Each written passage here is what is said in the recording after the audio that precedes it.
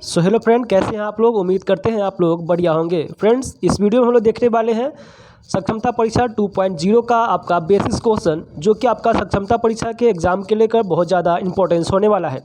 इस वीडियो में हम लोग वही क्वेश्चन देखेंगे जो कि आपका सक्षमता परीक्षा आपका 1.0 यानी कि पहला सक्षमता परीक्षा में आपका सामान्य विज्ञान से क्वेश्चन पूछा हुआ है। तो हम लोग यहाँ पे देखेंगे टॉप 40 क्वेश्चन जो कि आपका सक्षमता परीक्षा में पूछा हुआ है।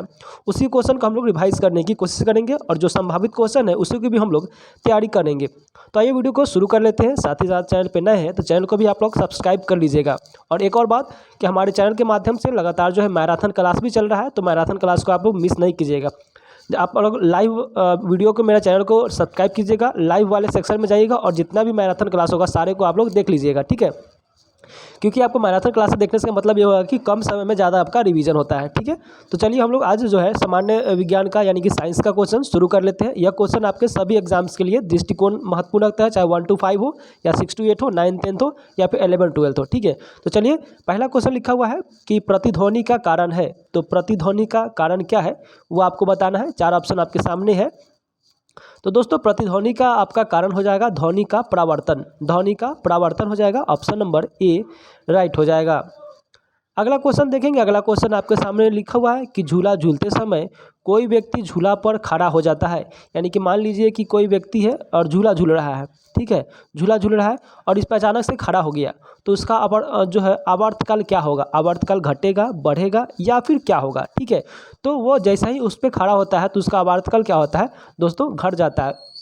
यानी कि वेट उसका क्या होता है, आवर्तकाल उसका घट जाता है। यानी कि ऑप्शन नंबर बी राइट हो जाएगा। नेक्स्ट क्वेश्चन लिखा हुआ है कि यदि झूले पर एक व्यक्ति के स्थान पर दो व्यक्ति बैठ जाए तो आवर्तकाल क्या होगा, ठीक है। अब पहले एक व्यक्ति था झूला पर, पहले एक व्यक्ति था, फिर गया कि नहीं मुझे भी झूलाओ, या फिर कोई बगल वाला जाके बैठ गया उस पर, तो उसका आवर्तकाल क्या होगा। जब एक था तो कैसा था, जब दो होगा तो कैसा हो गया, ठीक है। तो ही बताना है। तो अपवर्तित रहेगा, इसका आवर्तकाल में कोई भी इफेक्ट नहीं पड़ेगा, उससे अपवर्तित रहेगा, ठीक है। यानी कि यदि झूले पर एक व्यक्ति स्थान पर दूसरे व्यक्ति बैठ जाता है तो उसका आवर्तकाल में कोई इफेक्ट नहीं पड़ता है, वो अपवर्तित रहता है, ठीक है। उस पर सेम आपका अप्लाई होगा। अगला क्वेश्चन है कि सेकेंडरी पेंडुलम का आवर्तकाल होता है। तो सेकेंडरी पेंडुलम का आवर्तकाल क्या होता है वो आपको बताना है। तो दोस्तों यह आपका हो जाएगा 2 second, option number B right हो जाएगा। अगला क्वेश्चन आपके सामने है, लिखिएगा कि कोशिका नली में जल का ऊपरी सतह होता है। तो कोशिका नली में जल का ऊपरी सतह कौन सा होता है वो आपको बताना है। 4 ऑप्शन दिया हुआ है जिसमें से आपका ऑप्शन नंबर बी राइट हो जाएगा, उत्तल हो जाएगा। कोशिका नली में जो जल की ऊपरी सतह उत्तल होता है। अगला क्वेश्चन आपके सामने है कि द्रव का घनत्व अधिक होने पर पृष्ठ तनाव का क्या प्रभाव पड़ता है। यानी द्रव का घनत्व जो है अधिक होता है तो पृष्ठ तनाव पर क्या इफेक्ट पड़ता है दोस्तों, वो आपको बताना है। 6 नंबर, तो 6 नंबर का आपका क्या हो जाएगा, बढ़ जाता है। क्या हो जाएगा, ऑप्शन नंबर ए पर उसका पृष्ठ तनाव बढ़ जाता है। अच्छा, एक और क्वेश्चन आता है कि बारिश का जब बूंद बरसता है तो वहाँ पे गोलाकार हो जाता है, ऐसा किस कारण होता है। तो पृष्ठ तनाव क्या आता है, पृष्ठ तनाव के कारण वर्षा का बूंद जो है गोलाकार हो जाता है। ये भी आपका क्वेश्चन पूछा हुआ है। क्वेश्चन रहेगा कि किसके कारण बारिश का बूंदे नीचे गिरता है तो गोल हो जाता है, गोला हो जाता है, तो पृष्ठ तनाव के कारण। फिर यहाँ भी आपको ये भी क्वेश्चन देगा कि आपके दाढ़ी बनाने वाला जो ब्रश होता है, दाढ़ी बनाने वाला जो इस तरह का एक ब्रश होता है, तो ये इसमें पानी लगाने से क्या होता है, ये ब्रश जो है आपस में सिर्फ चिपक जाता है, उसका जो ब्रश का रेशा होता है आपस में चिपक जाता है। तो किस कारण से चिपकता है, तो दोस्तों ये भी आपका पृष्ठ तनाव के कारण ही आपका चिपकता है। तो ये दोनों क्वेश्चन आप लोग ध्यान में रखिएगा। नेक्स्ट है कि पारे को जब एक बर्तन में रखा जाता है तो आपका मेनिरस्क हो जाता है, ठीक है। जब पारा को एक बर्तन में रखा जाता है तो मेनिरस्क हो जाता है, उसका क्या कारण है। तो दोस्तों इसका भी कारण आपका उत्तर हो जाएगा, ऑप्शन नंबर बी राइट हो जाएगा। अगला क्वेश्चन है कि ऊंचाई बढ़ने से वायुमंडलीय दाब क्या होता है। तो मान लीजिए कि आपका घर ग्राउंड फ्लोर पे है, आप जाते हैं first second third fourth fifth, इसी करते करते आप मान लीजिए 50 वाले मंजिल पर चले गए, 100 वाले मंजिल पर चले गए, ठीक है। तो वायुमंडलीय दाब में क्या इफेक्ट करेगा तो वो बताना है। तो वायुमंडलीय दाब क्या होता है, आपका धीरे धीरे आपका घटते रहता है, यानी कि सांस लेने में आपको तकलीफ होती है, ठीक है। जैसे ही आप क्या करते हैं एरोप्लेन के ऊपर जाते हैं तो क्या करते हैं, एरोप्लेन में सब क्या करता है, वहाँ पे आपको सांस लेने में थोड़ा तकलीफ होती है, ठीक है। तो यानी जैसे जैसे वायुमंडलीय दाब ऊपर बढ़ेगा तो आपका जो है स्थिरता क्या होगा, दाब में घटते रहेगा ऊंचाई बढ़ने पर। नेक्स्ट क्वेश्चन है कि एक बार बराबर होता है, तो एक बार बराबर कितना होता है वो आपको बताना है दोस्तों। तो 10⁵ पास्कल के बराबर होता है, यानी कि ऑप्शन नंबर सी राइट हो जाएगा। अगला क्वेश्चन है किसी वस्तु का भार अधिकतम होता है, तो किसी वस्तु का भार अधिकतम कहाँ पे होता है दोस्तों, यह होता है आपका निर्वात में, ऑप्शन नंबर सी राइट हो जाएगा। अगला क्वेश्चन आपके सामने है कि पृथ्वी की अपेक्षा चंद्रमा का द्रव्यमान लगभग कितना है। तो पृथ्वी की अपेक्षा जो है चंद्रमा का द्रव्यमान पूछ रहा है, तो अपेक्षा वो कितना है, तो दोस्तों आपका 1/81 हो जाएगा। कितना हो जाएगा, 1/81 हो जाएगा, यानी ऑप्शन नंबर बी राइट हो जाएगा। अगला क्वेश्चन लिखा हुआ है कि भूअस्थायी उपग्रह पृथ्वी के चारों ओर चक्कर लगाता है, तो भूअस्थायी उपग्रह पृथ्वी के चारों ओर चक्कर कितना दिनों में लगाता है, कितने घंटों में लगाता है दोस्तों वो पूछ रहा है।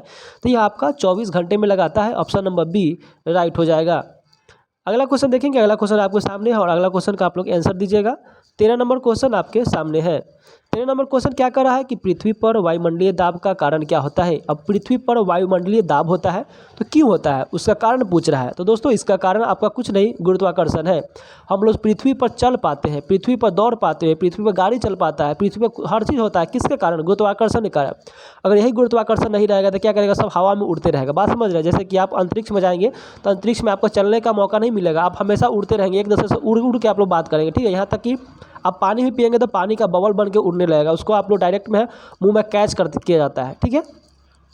जो भी वहाँ पे अगर उसका पढ़े होंगे वायुमंडलीय में अंतरिक्ष में जाते हैं तो कैसे यूज़ करते हैं, और उसका ब्रश भी नहीं होता, केस आपका ऐसे ऐसे खड़ा हो जाएगा, ठीक है। कोई भी आपका काम वहाँ पे चलने का काम नहीं होता, सब आपका उड़ते रहता है। अगला क्वेश्चन है कि पृथ्वी का प्लायन वेग कितना होता है। तो पृथ्वी का प्लायन वेग आपको बात करें तो 11.2 किलोमीटर प्रति सेकेंड होता है, ऑप्शन नंबर बी राइट हो जाएगा। अगला क्वेश्चन है कि जब कोई वस्तु ऊपर से गिराई जाती है तो उसका भार क्या होता है। मान लीजिए कि आप छत पे है, छत से कोई नीचे वस्तु गेंद गिरा रहे हैं, ठीक है, तो उसका भार में क्या परिवर्तन आएगा दोस्तों वो पूछ रहा है। तो वह परिवर्तनशील रहेगा, ठीक है, क्या रहेगा, परिवर्तनशील रहेगा, ठीक है। अगला क्वेश्चन देखेंगे कि लिखा हुआ है ग्रहों के गति के नियम को किसने प्रतिपादित किया था। तो ग्रहों के नियम को किसने प्रतिपादित किया था। तो दोस्तों ग्रहों के नियम को ग्रह का कितने नियम होता है ये सब आपका केपलर महोदय ने बताया था, यानी कि ऑप्शन नंबर बी राइट हो जाएगा, केपलर महोदय। अगला क्वेश्चन देखेंगे कि एक जेट इंजन किस सिद्धांत पर कार्य करता है। तो दोस्तों एक जेट इंजन जो है वह किस सिद्धांत पर काम करता है, तो उसको आपको एक रैखिक संवेग संरक्षण के आधार पर काम करता है। एक जेट इंजन, ध्यान दीजिएगा, एक जेट इंजन किस पे, तो रैखिक संवेग संरक्षण के आधार पर काम करता है, ऑप्शन नंबर डी राइट हो जाएगा। अगला क्वेश्चन है कि एक गेंद को क्षैतिज से कितने कोण पर फेंकने पर अधिकतम क्षैतिज दूरी तय कर सकेगी। यानी कि मान लो जो कि आपको गेंद फेंकना है तो गेंद को आप किस डायरेक्शन फेंकेंगे, 90 डायरेक्शन में फेंकेंगे कि ज़्यादा हाइट जाएगा, कि आपको 60 में फेंकेंगे कि ज़्यादा हाइट जाएगा, या फिर आपको 45 में फेंकेंगे कि ज़्यादा हाइट जाएगा, यानी किस एंगल से आप फेंकेंगे ऊपर, तो ज़्यादा ऊपर सबसे हाइट में जाएगा। तो दोस्तों आपको पता होगा कि 45 डिग्री में, यानी कि 45 डिग्री में क्या होता है, झुक के फेंकता है। यानी कि आप देख लीजिए यहाँ पे 45 डिग्री क्या हो गया, ये हो गया आपका, ये आपका 90 डिग्री हो गया, ठीक है, ये आपका 90 डिग्री हो गया, 45 डिग्री यहाँ पे आता है। तो नहीं देखते हैं ऐसा मुड़ के यहाँ पर हाथ रखता है और यहाँ पर ऐसे ऊपर बॉल फेंकता है ना झुक के, तो यही 45 डिग्री हो गया। 45 डिग्री पर आप बॉल फेंकेंगे तो ज़्यादा दूर जाएगा, यानी 45 डिग्री पर आप बॉल फेंकेंगे या फिर किसी गिट्टी चला के मारेंगे भी तो आपका ज़्यादा दूर जाएगा, ठीक है। चलिए 19 नंबर क्वेश्चन है कि वायुमंडल में बादलों के तैरने का कारण क्या है। तो वायुमंडल में आपको पता है कि बादल क्या करते हैं, तैरते रहते हैं, तो उसका क्या क्या कारण है, तो आपका वही घनत्व, सेम घनत्व हो जाएगा, घनत्व के कारण ही तैरते रहते हैं। अगला क्वेश्चन है कि गैस के अणुओं की गतिज ऊर्जा किस ताप पर शून्य होती है। अब गैस के अणुओं की गतिज ऊर्जा जो है किस ताप पर शून्य होती है वो आपको बताना है। तो -273 डिग्री सेल्सियस हो जाएगा आपका राइट आंसर, यानी कि ऑप्शन नंबर बी राइट हो जाएगा। अगला क्वेश्चन है कि पारे का तापमापी किस ताप तक प्रयुक्त हो सकता है। तो दोस्तों यह हो जाएगा आपका 21 का आपका हो जाएगा 360 Celsius, 360 degree Celsius, option number C right हो जाएगा। अगला क्वेश्चन आपके सामने है कि प्रिज्म द्वारा किस रंग का विचलन अधिकतम होता है। तो प्रिज्म द्वारा किस रंग का विचलन सबसे अधिक होता है। तो दोस्तों यह हो जाएगा आपका बैगनी का, ऑप्शन नंबर ए राइट हो जाएगा। अगला क्वेश्चन आपके सामने है कि किसी द्रव से उत्पन्न ध्वनि तरंग सदैव होता है, किसी गैस में उत्पन्न ध्वनि तरंग सदैव कैसा होता है वो आपको बताना है। 23 नंबर, तो दोस्तों आपका हो जाएगा अनुदैर्ध्य तरंग हो जाएगा। कौन सा तरंग हो जाएगा, अनुदैर्ध्य तरंग हो जाएगा।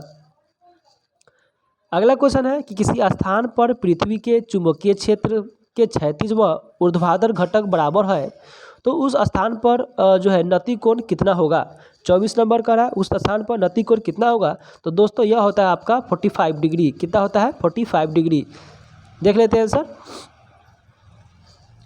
45 डिग्री आपका क्या हो जाएगा? राइट आंसर यहाँ पे देखने को मिल जाता है दोस्तों। देखिए 45 डिग्री ऑप्शन नंबर सी आपका राइट हो जाएगा।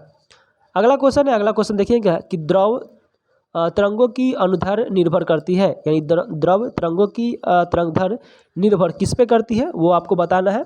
तो यह हो जाएगा आपका आवेश पर। किस पे करती है? आवेश पर करती है। ऑप्शन नंबर डी राइट हो जाएगा। नेक्स्ट क्वेश्चन देखेंगे कि कौन सा कण सबसे अधिक अस्थायी है। तो कौन सा कण जो है सबसे अधिक अस्थायी है दोस्तों वो आपको बताना है। 26 नंबर। तो 26 का आपका बी हो जाएगा, यानी कि न्यूटन। ठीक है, न्यूटन आपका हो जाएगा। नेक्स्ट है कि एंगस्ट्रम का मापक क्या होता है। एंगस्ट्रम का मापक कैसे मापा जाता है वो आपको बताना है। तो आपका प्रकाश तरंगदैर्घ्य में आपका मापा जाता है, यानी कि ऑप्शन नंबर बी राइट हो जाएगा। अगला क्वेश्चन है कि श्यानता गुणांक की एसआई इकाई क्या है। तो श्यानता गुणांक की एसआई इकाई आपका पॉइस हो जाएगा। क्या हो जाएगा? पॉइस। आपका ऑप्शन नंबर ए राइट हो जाएगा। अगला क्वेश्चन है कि एक फायदम बराबर होता है। यह आपका वीवीआई क्वेश्चन है, यह आपका रिपीटेड क्वेश्चन है, एग्जाम्स में बहुत बार पूछा हुआ है कि एक फायदम में कितना बराबर होता है 29 का। तो एक फायदा में आपका 6 फीट होता है। कितना होता है? 6 फीट होता है। 6 feet. Option number B right हो जाएगा। टाइपराइटर के आविष्कारक कौन थे? आपको पता होगा कि जब आप कोर्ट कचहरी में जाइएगा तो इस तरह की एक डब्बा वाला मशीन होगा और इसमें ABCD लिखा रहता है, इस पर टाइप करता है और यहाँ से क्या निकलता है? पेपर निकलते रहता है। ठीक है, तो टाइपराइटर के जो आविष्कारक है वो किन्होंने आविष्कार किया था वो आपको बताना है। तो दोस्तों 30 का आपका क्या हो जाएगा? सी हो जाएगा, यानी कि सोल्स। टाइपराइटर के आविष्कारक सोल्स थे। ठीक है, चलिए अगला क्वेश्चन देखेंगे। अगला क्वेश्चन आपके सामने है कि जेट इंजन किस सिद्धांत पर काम करता है। तो जस्ट मैंने आपको बताया था कि जेट इंजन जो है आपका रैखिक संवेग संरक्षण के सिद्धांत पर काम करता है, यानी कि ऑप्शन नंबर सी आपका राइट हो जाएगा। अगला क्वेश्चन है कि मानव दाब है, तो मानव का दाब कैसा होता है वो आपको बताना है। तो मानव का दाब जो है आपका पारे का 70 मिलीमीटर होता है, यानी कि ऑप्शन नंबर बी राइट हो जाएगा। 33 नंबर क्वेश्चन देखेंगे। 33 नंबर आपके सामने है कि मैनोमीटर के द्वारा किसकी माप की जाती है। तो मैनोमीटर के द्वारा आपका जो है गैस का दाब, गैसों का आपका जो है गैसों का दाब का माप किया जाता है, मेजरमेंट किया जाता है। किससे? तो मैनोमीटर से। ठीक है, चलिए अगला क्वेश्चन देखते हैं। अगला क्वेश्चन आपके सामने है, कह रहा है कि वस्तु की मात्रा बदलने पर अपवर्तित रहेगा। वस्तु की मात्रा किस पे बदलने पर उसका मान जो है अपवर्तित रहेगा वो आपको बताना है दोस्तों। तो ये आपका घनत्व हो जाएगा कि वस्तु की घनत्व को जैसे ही बदलेंगे तो उसका क्या हो जाएगा? मान अपवर्तित रहेगा, यानी कि सेम रहेगा। अगला क्वेश्चन है कि केल्विन मान में मानव शरीर का सामान्य ताप कितना होता है। मैंने आपको पढ़ाया था कि आपका फ़ारेनहाइट में रहेगा तो कितना हो जाएगा? 98.6 डिग्री फ़ारेनहाइट। वही अगर सेल्सियस में रहेगा तो 37 डिग्री सेल्सियस। वही केल्विन में बात करें तो केल्विन में आपका अगर मानव शरीर का टेम्परेचर की बात करें तो केल्विन में कितना हो जाएगा? 35 का। तो 35 का डी हो जाएगा, यानी 310 केल्विन हो जाएगा। 310 केल्विन हो जाएगा।